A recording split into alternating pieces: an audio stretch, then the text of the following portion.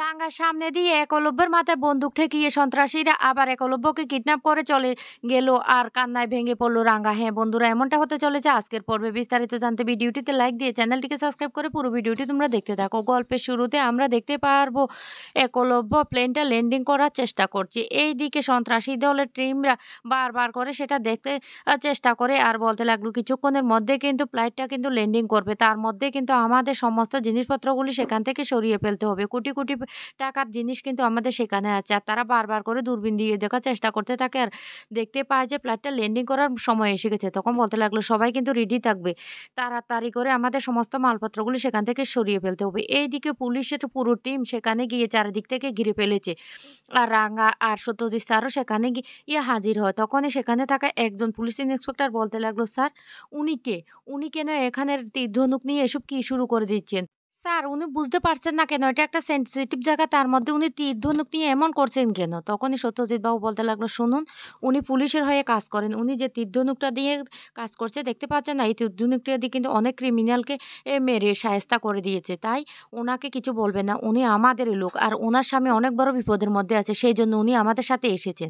তখনই সেই ইন্সপেক্টরটা বলতে লাগলো, "তাহলে একলব্য বসু কি উনার স্বামী?" তখন রাঙা বলতে লাগলো, "হরে, একলব্য বসু আমার স্বামী। আমার স্বামী অনেক বড় বিপদের মধ্যে আছে। তাই আমি ওকে বাঁচানোর জন্য এখানে এসেছি।" তখন সত্যজিৎ বাবু বলতে লাগলো, "ঠিক আছে, আপনি এখন এখান থেকে যান আর সবাইকে এলার্ট করে দিন যাতে সবাই কোনো আলো না জ্বালায়। আর সবাই যার, যার মতো পজিশন নিয়ে থাকে। কিছুক্ষণের মধ্যে কিন্তু প্লেনটা ল্যান্ডিং করবে। তার মধ্যে কিন্তু আমাদেরকে সেখান থেকে একলব্য বাবুকে উদ্ধার করতে হবে। আর কেনই বা একলব্য বাবু প্লেনটা ফ্লাই করেছে সেটাও আমাদেরকে জানতে হবে।" এই কথা বলার সাথে, সাথে চারিদিক দিয়ে পুলিশ সবভাবে ঠিকঠাক মতো দাঁড়িয়ে পড়ে। এদিকে সেই সন্ত্রাসী দলের যে গ্যাং সে বলতে লাগলো, এই তো প্লেনটাতে এক্ষুনি করবে। আর এইটা এক্ষুনি ল্যান্ডিং করার সাথে, সাথে কিন্তু আমাদেরকে সেখানে গিয়ে উপস্থিত হতে হবে। আর অন্যদিকে সত্যজিৎ বাবু সবাইকে বারবার করে বলতে লাগলো, "কেউ যেন টের না পায় যে আমরা এখানে আছি। তোমরা কিন্তু সবাই কিন্তু খুব সাবধানে থাকবে। কোনো আলো যেন না জ্বলে। দেখো, পাচ্ছি প্লেনটা কিন্তু ল্যান্ডিং করে ফেলেছি। কিছুক্ষণের মধ্যে প্লেনটা কিন্তু এখানে নে নেমে আসবে। তার মধ্যে কিন্তু কেউ যেন কোনো সাড়া শব্দ না করো।" আর এইদিকে কলি তখন বলতে লাগলো একলব্যকে, "এই তো আমরা পৌঁছে গেছি। এক্ষুনি প্লেনটা এখানে ল্যান্ডিং করবে। তুমি কোনো চিন্তা করো না। আমাদের অনেক বড় একটা স্বপ্ন পূরণ হয়ে গেছে। প্রায় কোটি, কোটি টাকা আমরা ইনকাম করে ফেলেছি। এবার এখান থেকে ড্রাগস গুলি আমরা নামিয়ে ফেলতে পারলে আমাদের কাজ শেষ হয়ে যাবে।" অন্যদিকে সত্যজিৎ স্যার আর রাঙ্গা সেটা দেখতে থাকে আর রাঙ্গার বারবার করে একলব্যের কথা মনে পড়তে থাকে। আর তখনই ওরা সেখানে প্লেনটা ল্যান্ডিং করে নেমে পড়ে। এদিকে কলির বোন চারিদিক দিয়ে তার টিম নিয়ে দাঁড়িয়ে আছে সেই মালপত্রগুলি সেখান থেকে সরিয়ে ফেলার জন্য। তখনই হঠাৎ করে আলু পড়ে একলব্যের চোখে। কিন্তু একলব্যকে দেখে রাঙ্গা চিনতে পারে না। একলব্যকে দেখে বলতে লাগলো, "সত্যজিৎ স্যার, এটা তো উড়ানবাবু না। উড়ানবাবু ওর চুলগুলি তো এত লম্বা না। এই লোকটার তো চুলগুলি অনেক লম্বা, লম্বা। দাড়িগুলিও লম্বা। তাহলে এ কে হতে পারে? এ উড়ানবাবু না।" এইদিকে কলির বোন বলতে লাগলো, "এই তো প্লেনটা ল্যান্ডিং করেছে। চলো আমরা তাড়াতাড়ি গিয়ে সমস্ত যে ড্রাগসগুলি সেগুলি বের করে এখান থেকে সরিয়ে ফেলতে হবে। তারপরে কিন্তু আমাদেরকে খুব তাড়াতাড়ি এখান থেকে পালিয়ে যেতে হবে।" আর এদিকে একলব্য দাঁড়িয়ে আছে সেখানে। আর তখনই পুলিশরা বলতে লাগলো, "তো পালানোর কোনো চেষ্টা করবে না। আমাদের পুলিশ টিম চারিদিক থেকে ঘিরে ফেলেছে।" রাঙা তখন বলতে লাগলো, "সত্যজিৎ স্যার, ওদেরকে পালাতে দিবি না। ওরা সবাই এখানে কেন এসেছে, কি উদ্দেশ্য নিয়ে ওরা এসেছে সেটা আমাদেরকে বের করতে হবে।" এইদিকে পুলিশ যখন চারদিক থেকে ঘিরে ফেলে তখন কলি কি করবে বুঝতে পারে না। তখন বলতে লাগলো, "এই, সাবধান, কোনো কথা বলবে না। আমরা যেহেতু এখানে আটকা পড়েছি, আমাদের দিদি যেহেতু আছে আমাদেরকে এখান থেকে উদ্ধার করে নিয়ে যাবে। তাই আমি বলছি কোনো শব্দ করবে না।" সত্যজিৎ বাবু তখন বলতে লাগলো, "কেউ পালানোর চেষ্টা করবে না। আমাদের লোক কিন্তু চারদিক থেকে তোমাদেরকে ঘিরে রেখেছে।" এইদিকে কলি দিদি যখনই ই চারদিক থেকে লাইট দিয়ে দেখার চেষ্টা করে তখনই একলব্যের চোখে সেই লাইটের আলোটা পড়ে আর সেটা রাঙা দেখতে পায়। রাঙা দেখে বলতে লাগলো, "সত্যজিৎ বাবু, এটা উড়ানবাবু না। আমি আবারও দেখেছি এই লোকটা উড়ানবাবু কিছুতে হতে পারে না। তাহলে এই লোকটা কে? আর সাথে মেয়েগুলো কে? আমাদেরকে ওদেরকে ধরতে হবে।" তখন সত্যজিৎ বাবু সবাইকে বলতে লাগলো, "তাড়াতাড়ি করে চারিদিক থেকে ঘিরে ফেলো। ওদেরকে আমাদেরকে এক্ষুনি ধরতে হবে। পালিয়ে যাওয়ার আগে ওদেরকে আমাদেরকে ধরতে হবে।" এই বলে চারিদিক থেকে সবাই সব পুলিশ যখন আসতে থাকে তখন কলি তাড়াতাড়ি করে কি করবে বুঝতে না পেরে কলি তখন বলতে লাগলো, "একটা শব্দও তুমি করবে না। একটা শব্দ করলে কিন্তু তোমাকে আমি মেরে ফেলবো। আমার দিদি আছে, আমার দিদি আমাদেরকে উদ্ধার করে নিয়ে যাবে। তুমি এ নিয়ে একদম ভয় পাবে না। পুলিশ আমাদেরকে চারিদিক থেকে ঘিরে ফেলেছে।" এইদিকে কলি দিদি বলতে লাগলো, "সর্বনাশ! পুলিশ কোথা থেকে এখানে চলে আসলো? আর চারিদিক থেকে পুলিশ ঘিরে ধরেছে। না আমাকে কিছু একটা করে ওদেরকেও এখান থেকে উদ্ধার করে নিয়ে পালিয়ে যেতে হবে। পাইলটকে কিছুতেই ধরা দিতে দেব না। কারণ ওই পাইলট আমাদের কাজে আসবে। এদিকে সত্যজিৎ বাবু অ্যানাউন্স করে বলতে লাগলো, "আপনারা কিন্তু পালাবার চেষ্টা করবেন না, আমি বলে দিচ্ছি।" এইদিকে কলি বন্দুকটা বের করে একলব্যের মাথায় বন্দুকটা ধরে ফেলে আর বলতে লাগলো, "এই কোনো কথা বলবে না, কোনো শব্দ করবে না, আমি বলে দিচ্ছি।"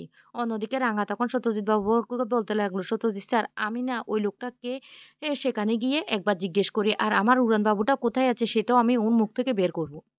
এই বলে রাঙা চলে আসে সেই একলব্যের সামনে আর এসে তীর ধনুকটা হাতে নিয়ে বলতে লাগলো, এই মেয়ে বল, বল আমার স্বামী কোথায়?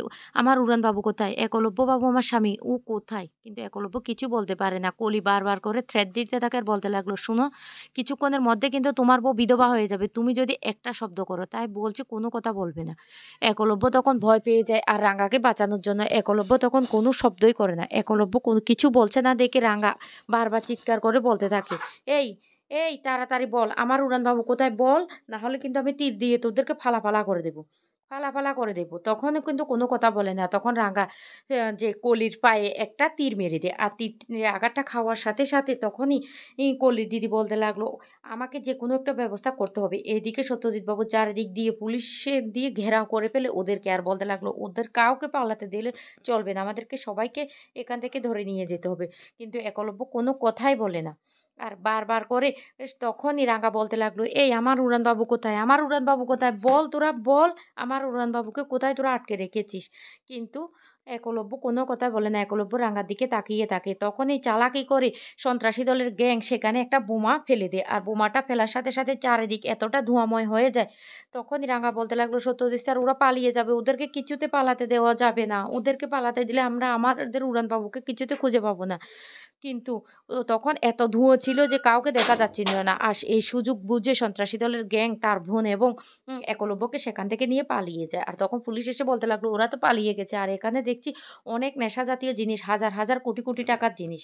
যা শুনে সত্যজিৎ বাবু অবাক হয়ে যায়।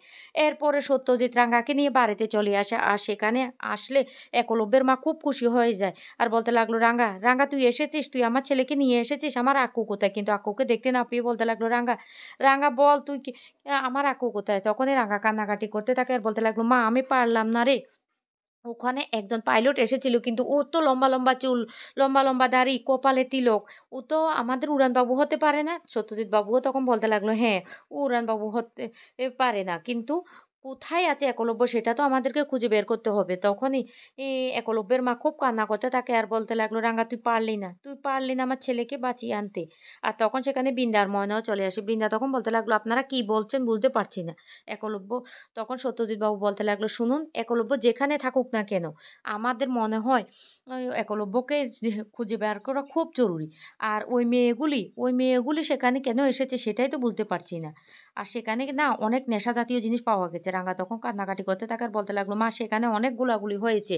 আর এতটাই ধুঁয়ো ছিল যে তারপরে আমরা আর কিছু দেখতে পাইনি। ওরা সেখান থেকে ওই লোকটাকে নিয়ে পালিয়ে গেছে।" আর তখন সত্যজিৎ বাবুর কাছে একটা ফোন আসে আর ফোনে বলতে লাগলো, "ওই ভিডিওতে থাকা মেয়ে দুটোর সাথে যে রাঙা তীর মেরেছে সেই মেয়েটার মিল পাওয়া গেছে।" তখনই সত্যজিৎ বাবু বলতে লাগলো, "সর্বনাশ হয়েছে রাঙা। ওই মেয়ে দুটোর সাথে না তুমি যাকে তীর মেরেছ তার পায়ের কিন্তু যে পায়ে তীর লেগেছে সে মেয়েটার সাথে প্রচণ্ড মিল আছে।" এই কথা শুনতেই তখন রাঙা বলতে লাগলো, "কি বলছিস? তাহলে ওই লোকটা কি আমার উড়ানবাবু?" সত্যজিৎ বাবু তখন বলতে লাগলো, "আমার তো সেটাই মনে হচ্ছে। ওই লোকটাই একলব্য। ওকে দিয়ে প্লাই করাচ্ছে আর ওরা নেশা জাতীয় জিনিস সারা বাংলায় ছড়িয়ে দেওয়ার চেষ্টা করছে।" রাঙা তখন খুব কান্নাকাটি করতে থাকে আর বলতে লাগলো, "কি বলছিস রে সত্যজিৎ স্যার? আমি তাহলে কাছে পেয়েও আমার উড়ানবাবুকে আমি চিনতে পারলাম না।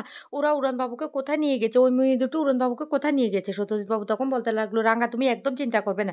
যেখানে থাকুক না কেন একলব্যকে আমরা খুঁজে বের করব। যেহেতু ওই মেয়েটার পায়ে তিল লেগেছে তাই মেয়েটাকে তো অপারেশন করতে হবে। আমরা সমস্ত হাসপাতাল, সরকারি, বেসরকারি সব জায়গায় আমরা এলার্ট করে দিয়েছি। ওরা যেখানে চিকিৎসার জন্য যাবে না কেন ওদেরকে আমরা ধরতে পারবো। ওই গ্যাংটাকে ধরতে পারলে আমরা একলব্যকে উদ্ধার করতে পারবো।" তো বন্ধুরা এবার কি সত্যি রাঙা আর সত্যজিৎ বাবু মিলে ওই গ্যাংটাকে ধরে একলব্যকে উদ্ধার করে নিয়ে আসতে পারবে? সেটাই তোমরা দেখতে পারবে আগামী পর্বে। আর সেটা দেখার জন্য যারা এখনো চ্যানেলটিকে সাবস্ক্রাইব করেনি সাবস্ক্রাইব করে রাখবে।